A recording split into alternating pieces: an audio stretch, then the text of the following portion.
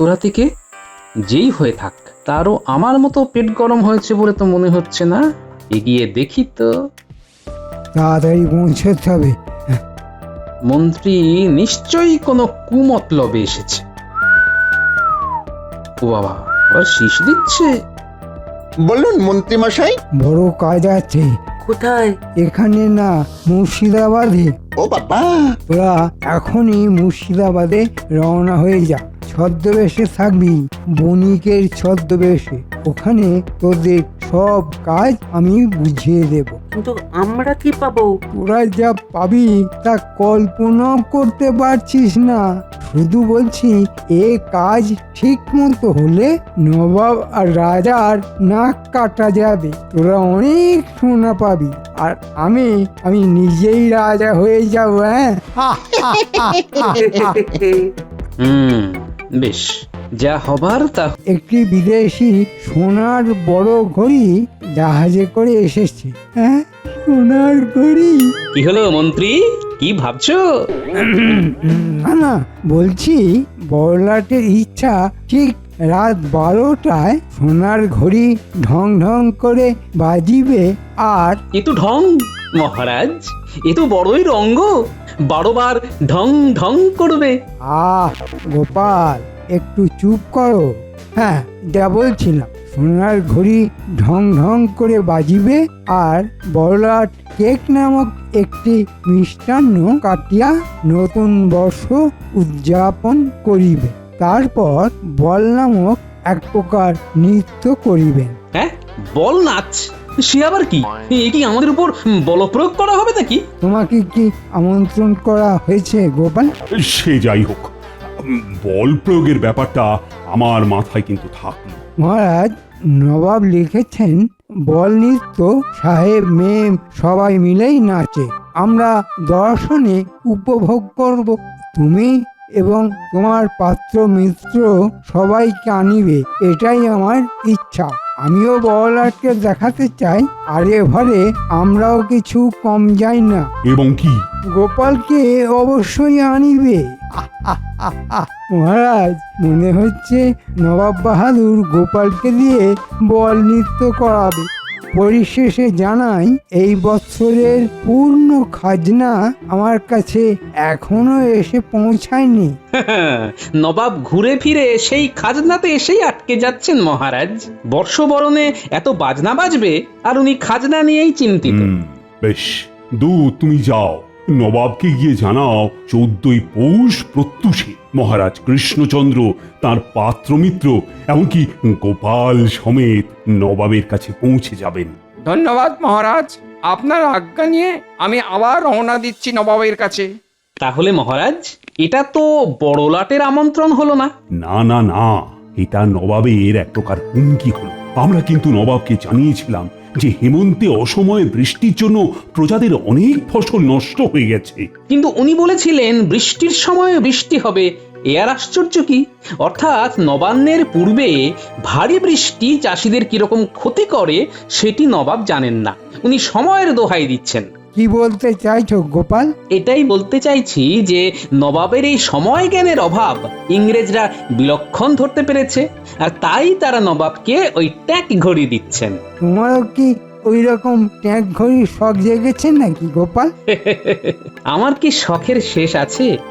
সোনার ঘড়ি? হ্যাঁ, না, এটাকে কিভাবে কবজায় করা যায় ভাবি। ও, তার মানে তুমি এখন চললে? নবাবের আমন্ত্রণ বিশেষভাবে আমাকে। এটা জানি জানি, তুমি গিয়ে রঙ্গ করবে আর সবাই হাসবে বলি আর কেউ নেই যে নবাবকে হাসাতে পারে। আহা গিন্নি, তুমি বুঝতে পারছো না, এটা শুধু নবাবকে হাসানো নয়, এটা ইংরেজ সাহেবদের বল নৃত্য। তুমি কি যে ছাইপাশ চাকরি করো বুঝি না, শেষে নৃত্য করতে যাওয়া হচ্ছে। আহা, আমি নাচবো নাকি? তুমি নাচলে যে কি হবে সেটাই ভাবছি। ঘরে তো তুমি নাচো না, সবাইকে নাচাও। মানে কি কি কি কি কি বলতে চাইছো কি তুমি? আজ 7 দিন ধরে বলে যাচ্ছি কই মাছের ঝাল খাবো গো, গোটা 7 দিনে তুমি বাজারে কই মাছ দেখতে পেলে না? খালি আজ আনবো কাল আনবো বলে না চাচ্ছ। হ্যাঁ, কি কাণ্ড হচ্ছে! এত বড় একটা সাহেবদের অনুষ্ঠানের বিষয়ে কথা, আর সেখানে তুমি কিনা কই মাছ নিয়ে এলে। কই আমার, কই মা। এই কই কই করছো কেন?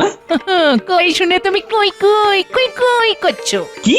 সোজা কথা বলে দিচ্ছি, কই মাছের ঝাল যদি না খাওয়াতে পারো তাহলে তোমার ওই নাচতে যাওয়া হবে না। হ্যাঁ, কি আশ্চর্য! মহারাজ বললেও হবে না। হ্যাঁ, আরে শোনো গিন্নি, এটা একটা বিরাট ব্যাপার। সাহেবরা আমাদের নবাবকে ট্যাগ ঘড়ি উপহার দেবেন। এটা একটা যাকে বলে দুর্লভ মুহূর্ত হবে। সেই সময় উপস্থিত থাকা একটা বিশাল বড় ব্যাপার গিন্নি। ও তাতে তোমার কি? হ্যাঁ, তুমি নিজে তো ট্যাগ খালি করে সব সময় বসে থাকো। হ্যাঁ, উফ গিন্নি, শোনো শোনো, একটা বিশাল সোনার ঘড়ি জাহাজে করে এসেছে। সেইটা ঠিক রাত 12টায় ঢং ঢং করে বাজবে। সোনার ঘড়ি হোক আর তামার ঘড়ি, ঢং ঢং ঢং ঢং করে বাজবে। সেই নিয়ে তুমি এত ঢং করছো কেন বাপু? বলি কটা সোনার গয়না গড়ে দিয়েছ আমাকে? এই রে, কই মাছ তো এর থেকে ভালো ছিল। কিচ্ছু বলি না বলে তো তুমি পেয়ে বসেছো। এখন বাজারে যাও, ভালো দেখে কই মাছ নিয়ে এসো। কবে তুমি যেতে পারবে এই আমি বলে দিলাম।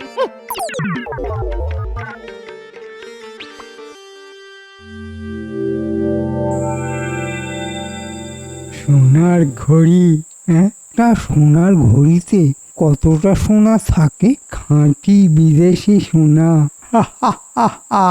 একবার হাতাতে পারলে সারা জীবন পায়ের ওপর পা তুলে তুমি নিজের মনে বিড়বিড় করছো কেন আর হাসছো? বুঝলে গেনে, খুব ভালো সময় আসছে। কি চাও তুমি? কত সোনার গয়না চাও? সব পাবে, সব পাবে। সে তো না হয় বুঝলাম, কিন্তু তুমি এত সোনা পাবে কোথা থেকে? গেনে, সব কিছু তোমার না জানলেও চলবে, তবে এটুকু জেনে রাখো, খুব শিগগিরই দিন বদল হবে। এমনকি আমি রাজা। কি বলছো তুমি? আমি তোমার কথার কোনো মানে বুঝতে পারছি না। দেখো, তুমি কিছু মতলব করছো না তো? আমাদের যেন কোনো বিপদ না হয়। কি বলছো তুমি? আমাদের কোন বিপদ? কিচ্ছু নেই। যা হবে সেটা আমাদের খুব ভালোই হবে। না, আমাকে এক্ষুনি একবার যেতে হচ্ছে। সে কি? অনেক রাত হয়ে গেছে তো। গিন্নি, যদি সূর্যের মুখ তাড়াতাড়ি দেখতে চাও তাহলে রাত থাকতেই বেরোতে হবে বই কি। আর এই কাজ আমার রাতের কাজ, সব কাজ দিনে হয় না।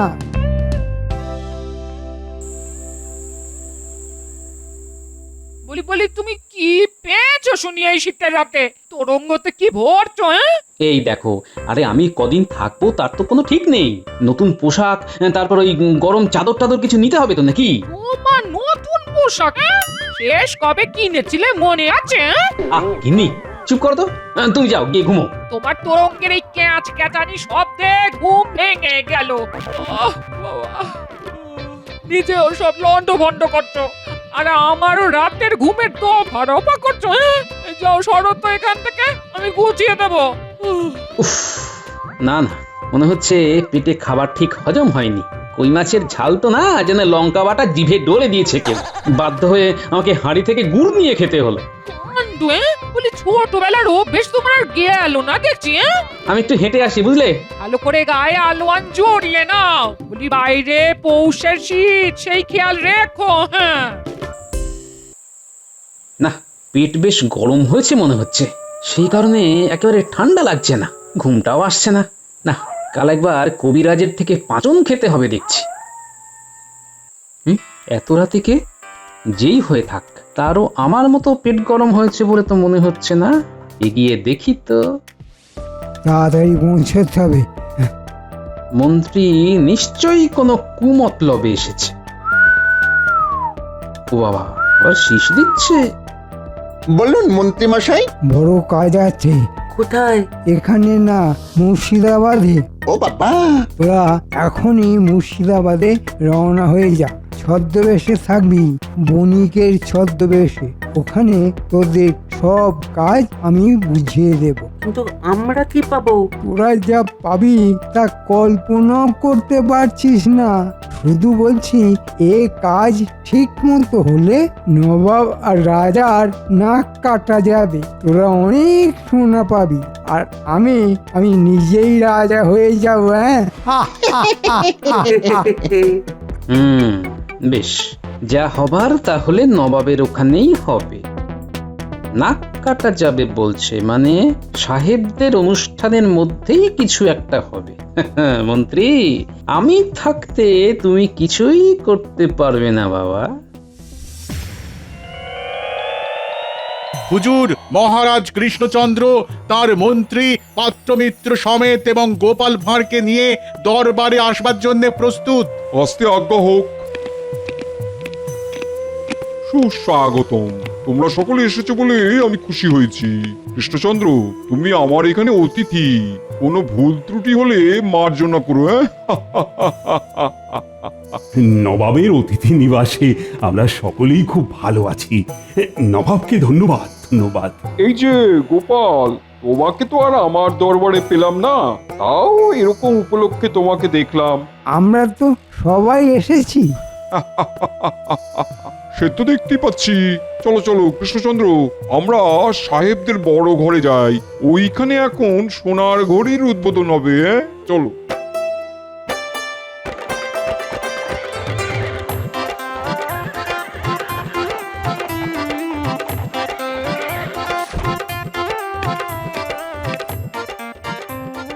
এই বিশাল গম্বুজ কি সাহেবরাই বানিয়েছে? আমার শ্রমিকেরাই কাজ করেছে, এরা নকশা দিয়েছে, যথাযথ পারিশ্রমিক এনারাই নিয়েছেন। হুম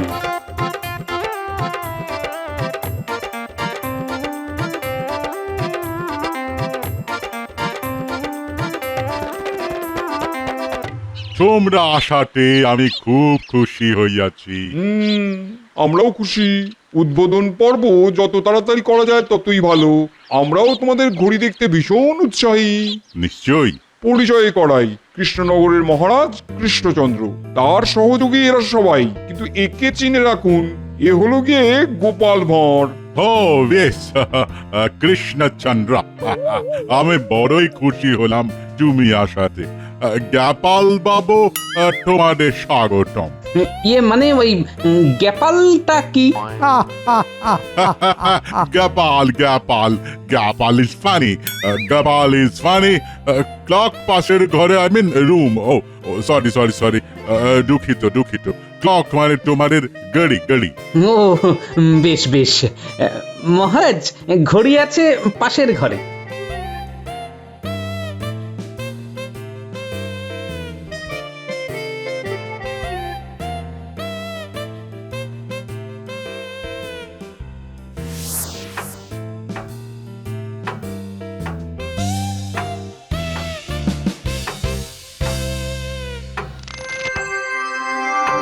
চমৎকার। অপূর্ব অপূর্ব। অসাধারণ। লাজবাব। আজ রাতেই এই ঘড়িতে 12টা বাজবার আগেই ঘড়ির 12টা বেজে যাবে। আজ সন্ধ্যা থেকে আমাদের উৎসব চলিবে। রাত 12টা বাজলে এই গড়ি জানাবে, আর তখন কেক কাটা হইবে। মহারাজ, নবাব বাহাদুর, এটা খুব সুন্দর জায়গা। আপনারা সবাই যান, আমি একটু বেড়ানোর অনুমতি চাইছি। বেশ বেশ বেশ, তুমি যাও, ঘুরে দেখো।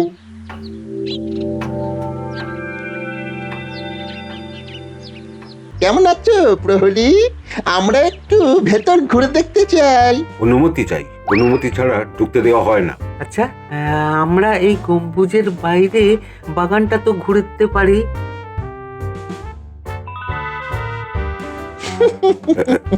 হ্যাঁ, যাও যাও যাও, জলদি জলদি ঘুরে নাও, বিকালের মধ্যে সব চলে আসবে। যাও যাও।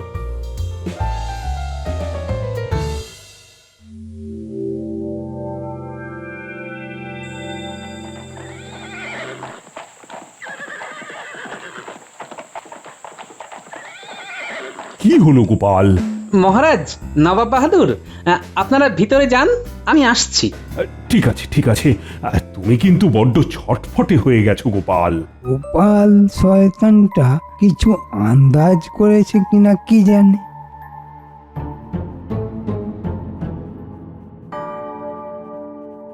কি চাই? তুমি তো দুপুরে ছিলে, দুজন ভেতরে গিয়েছিল। না, এইরকম কিছু তো ঘটেনি। তুমি মোহর নিয়ে মানে ঘুষ খেয়ে দুজনকে ভিতরে ঢুকিয়েছো। নবাব জানতে পারলে কিন্তু তোমার গর্দান যাবে। তুমি জানলে কি করে? আমি সব দেখেছি। খুব ভুল হয়ে গেছে। ওরা বাগানে গেছিল কিন্তু বেরোয়নি। মানে ওই চলে যাবার কথা ছিল, কিন্তু ওদের বেরোতে দেখা যায়নি। আমরাও ওদের খুঁজে পাইনি। সতর্ক থাকবে, বড় কোনো চুরি বা ডাকাতি হতে পারে কিন্তু।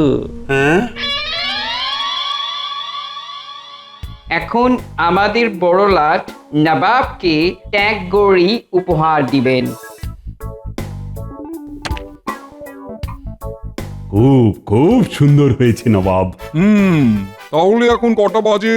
এখন 10টা বাজে, তোমরা খেয়ে নাও। না জানি কি সাহেবি খানা জুটবে। গোপাল আস্তে, কি যে বলো না। আরে এই মন্ত্রী মশাই যে, মন্ত্রী মশাই আর সময় নেই, ঘড়ির সবটাই সোনার, যা নিতে পারবো তাই লাভ। আমরা আগে পেন্ডুলাম গোলার চেষ্টা করছি, আপনি আসুন।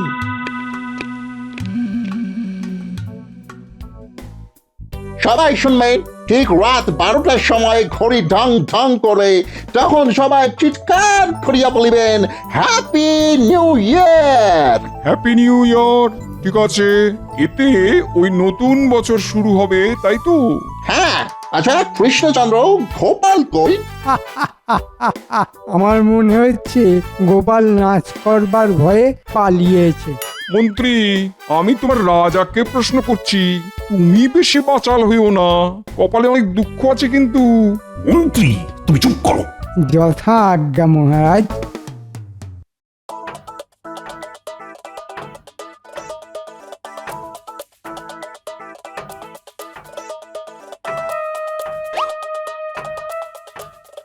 উফ, এত বড় ঘড়ি সে তো বুঝতে পারিনি।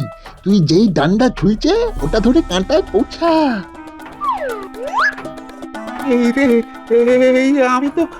আমি তো দুলেই যাচ্ছি। কোন রকমে ওঠ, কাঁটা দুটো খোল আগে। আরে আমি একা কি করে পারবো? উফ, দাঁড়া দাঁড়া, মন্ত্রী যে কি কাজ দিল।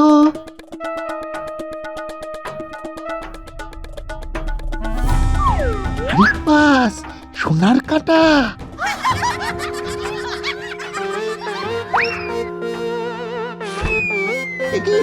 এই মই কোথায় সরে যাচ্ছে রে? তো গড়িয়ে যাচ্ছে রে, তলায় টাকা লাগানো যে। কি গোপাল? ঢং ঢং করে ঘড়ি বাজু, মই আজ তোমাদের কপালে জুটছে না।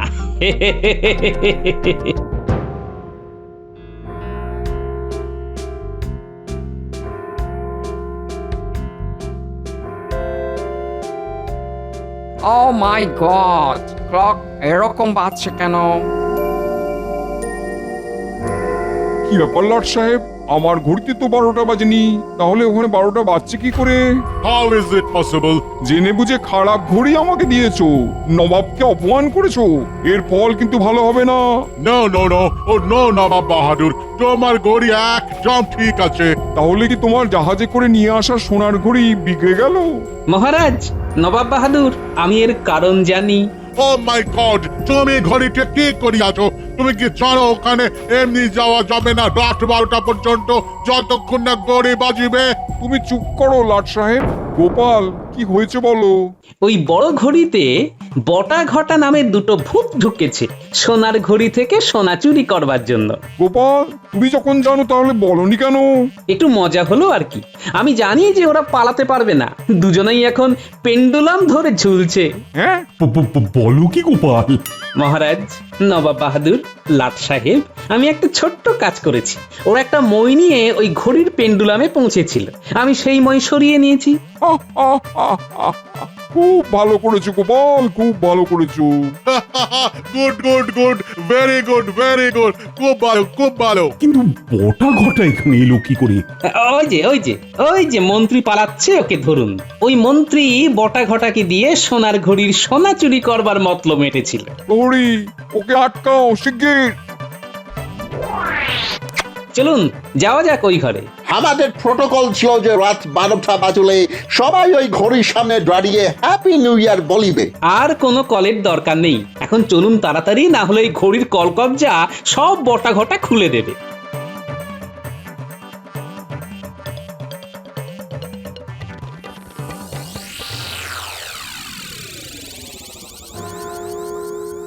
মাই গড, এ কি, এ তো মনে হচ্ছে ভেঙে পড়বে। হ্যাঁ তাই। সবাই সরে যান, সবাই সরে যান।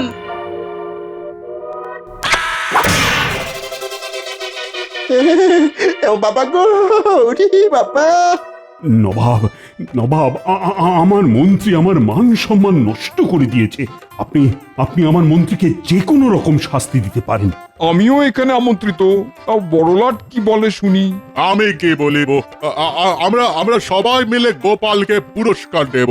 গোপাল, তুমি আমার থেকে পুরস্কার পাবে, কিন্তু তার আগে আমি আমি ঠিক বুঝতে পারিনি, এসব গোপাল মিথ্যে বলছে। মন্ত্রী মশাই, আপনার জন্য আমাদের এই অবস্থা। ওই পেন্ডুলাম যেমন ঝুলছিল, তেমনি মন্ত্রীকেও পেন্ডুলামের মতন ঝুলিয়ে দেওয়া হোক। ওরে বাবা রে, আমার কি হবে? 12টা বাজলে তবে ছাড়া পাবে। আমরা এখানেই সবাই হ্যাপি নিউ ইয়ার বলবো। ওরে বাবা রে, মহারাজ মহারাজ আমাকে বাঁচান মহারাজ, আমার নিউ ইয়ার তো শেষ হয়ে গেল মহারাজ।